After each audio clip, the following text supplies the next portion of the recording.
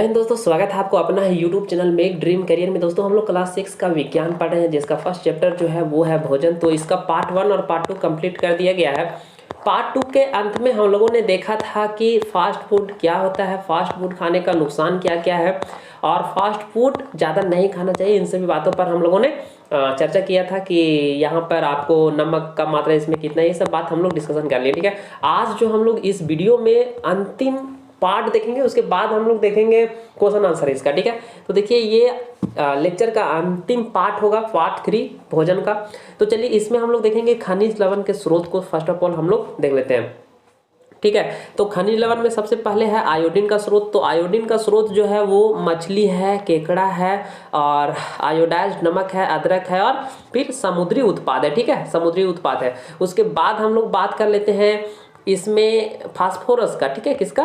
Phosphorus के स्रोत का। तो फास्फोरस के स्रोत में आपको केला हो जाएगा, दूध हो जाएगा, मिर्च हो जाएगा, फ्रेंच बीन हो जाएगा और ये बादाम हो जाएगा। ठीक है, उसके बाद लौह अयस्क के स्रोत का बात करें तो लौह अयस्क के लिए आपको पालक खाना होगा, सेब, मड़ुआ, साबुत अनाज और यकृत, लीवर। ठीक है, और लीवर जो होता है ये गोट का लीवर जो होता है बकरे का, उसमें विटामिन B12 जो है उसकी मात्रा बहुत ज़्यादा है। तो किसी को अगर विटामिन B12 की मात्रा कमी डॉक्टर बताया है, रिपोर्ट में आया है, तो आप यकृत खा सकते हैं गोट का, यानी कि बकरा का। ठीक है, उसके बाद देखिए कि यहाँ पर है आपका कैल्शियम का स्रोत। तो कैल्शियम का स्रोत में आपको दूध मिल जाएगा, अंडा मिल जाएगा, मूली, सलजम, केला, इन सभी में आपको कैल्शियम मिलता है। ठीक है, प्रचुर मात्रा में।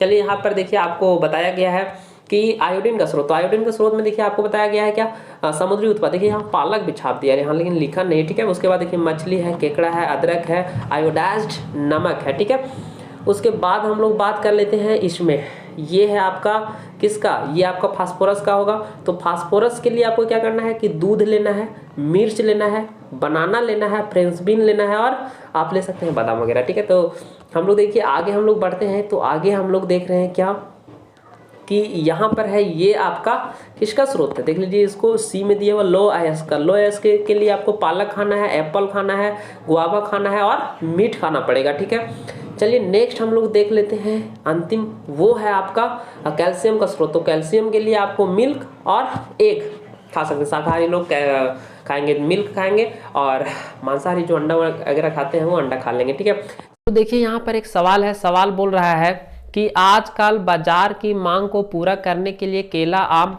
आदि फलों को कार्बाइड जो एक प्रकार का रसायन है से पकाया जाता है। क्या इस तरह से पके फल स्वास्थ्य को नुकसान पहुंचा सकते हैं? कारण बताइए। तो दोस्त, रसायन पदार्थ से अगर हम लोग किसी भी फल को पकाते हैं तो उसका बहुत ज़्यादा नुकसान हो सकता है। ठीक है, तो हम लोग क्या करेंगे, वैसे फल को हम लोग किस तरह से उपयोग करेंगे?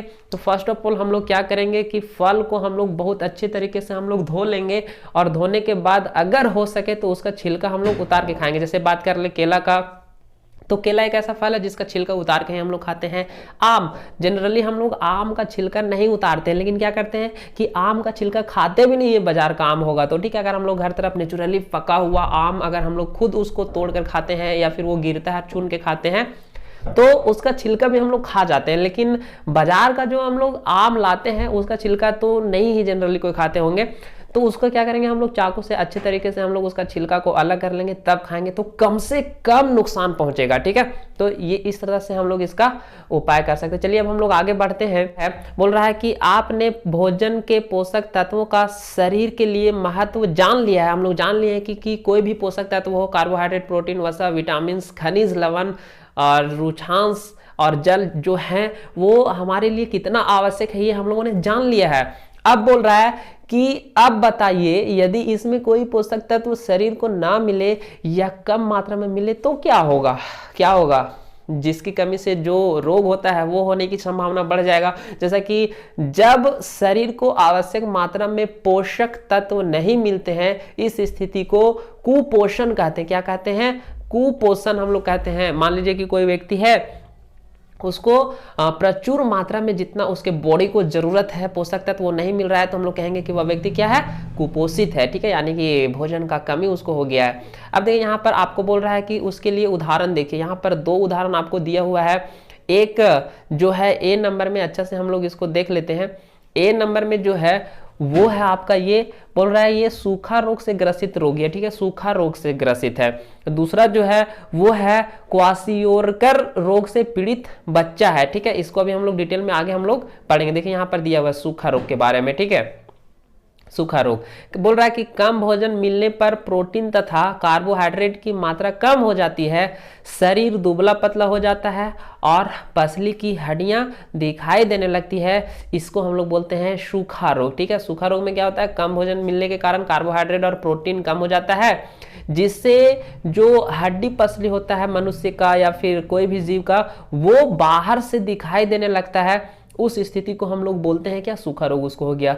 दूसरा जो है वो है क्वासियोरकर रोग, ठीक है। इसमें क्या होता है, यदि भोजन में प्रोटीन कम हो तो बच्चे में वृद्धि रुक जाती है एवं पेट फूल जाता है। आप इस बच्चे को देख सकते हैं कि इसका वृद्धि बिल्कुल भी रुक गया है और इसका जो पेट है वो बिल्कुल फूल चुका है, ठीक है। देखिए यहाँ पर इसका पेट बच्चे का फूल चुका है। तो ये जो है वो ग्रसित है किस रोग से, क्वासियोरकर से, ठीक है। चलिए हम लोग आगे देख लेते हैं।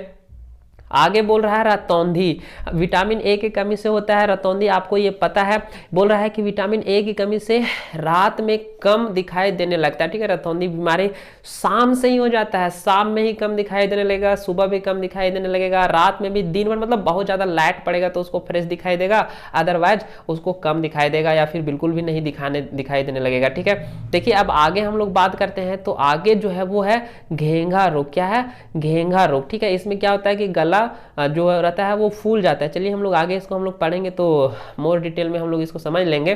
बोल रहा है घेंघा रोग से पीड़ित स्त्री है ये, ठीक है। आयोडीन की कमी से गले की ग्रंथि जो है वो फूल जाती है और बच्चा मानसिक रूप से भी विकलांग हो जाता है। जो जिसको घेंघा हो जाता है उसका दिमाग भी सही से काम नहीं करने लगता है, ठीक है। उसके बाद देखिए एनीमिया रोग, ठीक है। लौह तत्व की कमी से खून की कमी हो जाती है और शरीर कमजोर हो जाता है। कमजोर शरीर को रोगों से ग्रस्त हो सकता है, ठीक है। कमजोर शरीर कई रोगों से ग्रस्त हो सकता है, ऐसा बोल रहा है एनीमिया में, ठीक है। इसमें क्या, लोएस्क की कमी हो जाता है। अब देखिए यहाँ पर दिया हुआ है अस्थि और दंत क्षय, ठीक है, बोन एंड टीथ डिके। तो यहाँ पर क्या हो रहा है कि यहाँ पर हड्डी जो है मतलब दांत जो है और जो हड्डियां होता है वो क्या होता है, कम हो जाता है, मतलब क्षय होने लगता है धीरे धीरे करके, डिके होने लगता है उस कैल्शियम की कमी के कारण। किसके कारण, कैल्शियम के कारण हड्डियां और दांत कमजोर हो जाते हैं और धीरे धीरे टूटना शुरू हो जाता है और फिर एक समय के बाद वो कंप्लीटली दांत टूट जाएगा, ठीक है, खराब हो जाएगा। देखिए कितना गंदा, कितना खराब है ये। तो इस तरह हो जाता है, क्या क्षय हो रहा है दांत का। इसका भोजन में क्या की कमी है, कैल्शियम की कमी है, ठीक है। चलिए अब हम लोग आगे देखते हैं। आगे जो है वो है आपका, बोल रहा है पोषक तत्वों की कमी की अधिकता, ठीक है। पोषक तत्वों की अधिकता बोल रहा है, कमी नहीं, अधिकता बोल रहा है। इसमें क्या है, जब पोषक तत्वों की कमी से विभिन्न रोग हो सकते हैं, वहीं इसकी अधिकता से भी हानिकारक हो सकता है, ठीक है। मतलब बहुत कम है, इसका मतलब नहीं कि हम लोग को पोषक तत्व लेना है तो गर्दा उड़ा के खाते जा रहे हैं, बहुत ज्यादा भी हो जाएगा तो दिक्कत हो जाएगा, ठीक है। बहुत ज्यादा ज्ञान भी नुकसानदेह हो जाता है, इसीलिए बहुत ज्यादा इस तरह से पोषक तत्व जरूरत भर ही रहना चाहिए, थोड़ा मोड़ा हो सकता है आगे पीछे, लेकिन बहुत ज्यादा हो जाएगा तो फिर दिक्कत हो जाएगा, ठीक है। उसके लिए हम लोग क्या करेंगे, मतलब देखेंगे अभी यहाँ पर, ठीक है। तो हानिकारक हो सकता है। बहुत अधिक वसा युक्त भोजन मोटापा का कारण बन जाती है, ठीक है। मोटापा, बहुत ज्यादा वसा वाला अगर हम लोग खाएंगे तो क्या हो जाएगा, फैटी हो जाएगा, मोटापा हो जाएगा, ठीक है। यह समस्त बीमारियों का जड़ होता है और अगर कोई व्यक्ति मोटा है तो उसको बहुत दिक्कत होता है, ठीक है। हम लोग तो एकदम क्या बोले, हम लोग तो एकदम, चलिए आगे बढ़ते हैं। देखिए दूषित भोजन इसके पहले ऊपर कुछ होगा नहीं है, चलिए यही है। दूषित भोजन हम लोग देख लेते हैं। दूषित भोजन हम लोग कहते किसको है, ठीक है।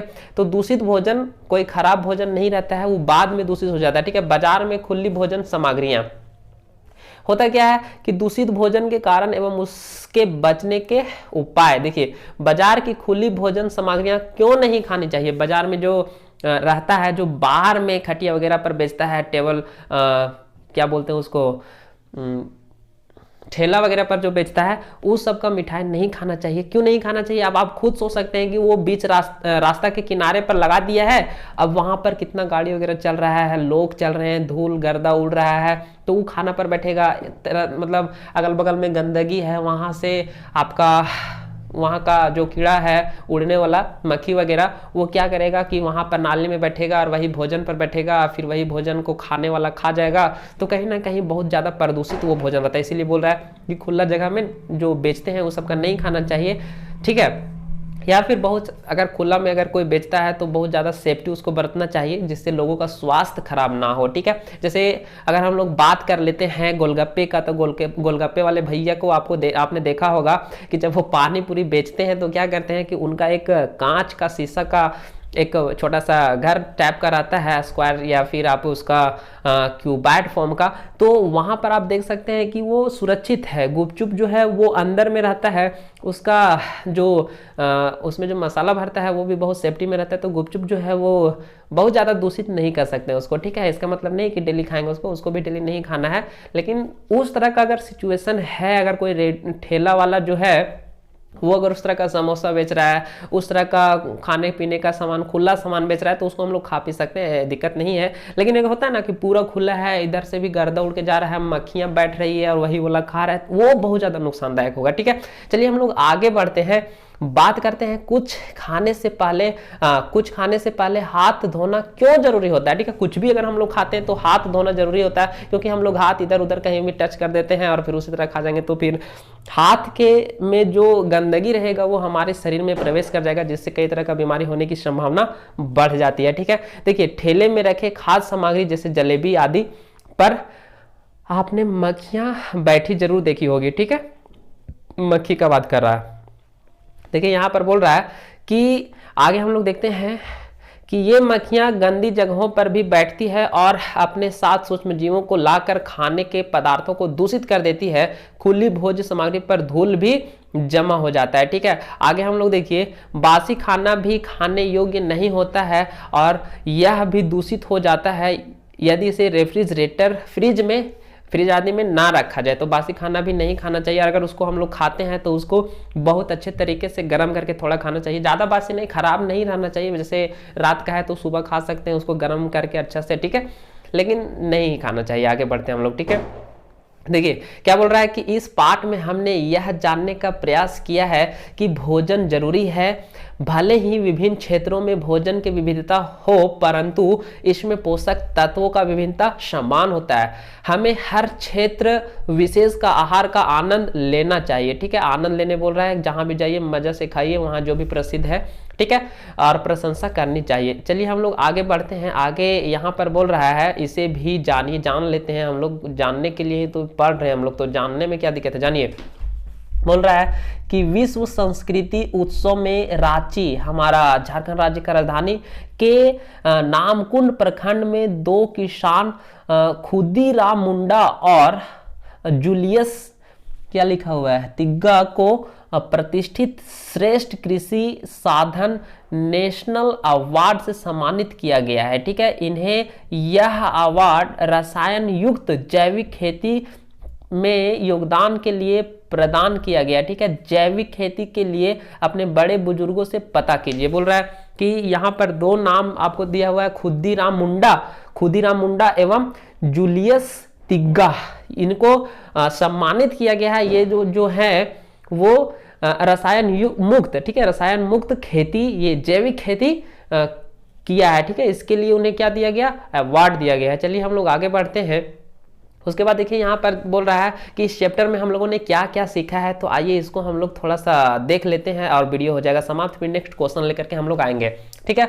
हमारे भोजन के मुख्य पोषक तत्व कार्बोहाइड्रेट, प्रोटीन, वसा, विटामिन एवं खनिज लवण है, ये हम लोगों ने देखा है, ठीक है। उसके बाद बोल रहा है कि इसके अतिरिक्त रुचांश और जल भी भोजन के लिए आवश्यक होता है। चलिए ये कंप्लीटेड है। आगे हम लोग बढ़ते हैं, कौन सा कलर ले ले, ब्लैक ले लेते। चलिए देखिए यहाँ पर बोल रहा है कि कार्बोहाइड्रेट तथा वसा हमारे शरीर को मुख्य रूप से ऊर्जा प्रदान करता है। देख लिया हम लोगों ने, ऊर्जा प्रदान देने वाला कौन है, कार्बोहाइड्रेट और वसा। प्रोटीन एवं खनिज लवण की आवश्यकता शरीर की वृद्धि के लिए होता है, ये टूटे फूटे अंगों को मरम्मत करता है, ठीक है। उसके बाद देखिए विटामिन हमारे शरीर को रोग से रक्षा करता है, सहायता करता है, ठीक है। उसके बाद संतुलित आहार हमको बताया, जिसमें सभी पोषक तत्व क्या रहते हैं, प्रेजेंट रहते हैं, उसे हम लोग संतुलित आहार कहते हैं। उसके बाद देखिए हमारे शरीर में लंबे समय तक एक या अधिक पोषक तत्व की कमी से विशिष्ट रोग या विकार उत्पन्न हो सकते हैं। चलिए तो वीडियो हो गया है यहाँ पर लगभग समाप्त, और हम लोग इसका क्वेश्चन ऑब्जेक्टिव टाइप क्वेश्चन लाएंगे, फिर एक्सरसाइज भी लाएंगे। ठीक है, मिलते हैं नेक्स्ट वीडियो में।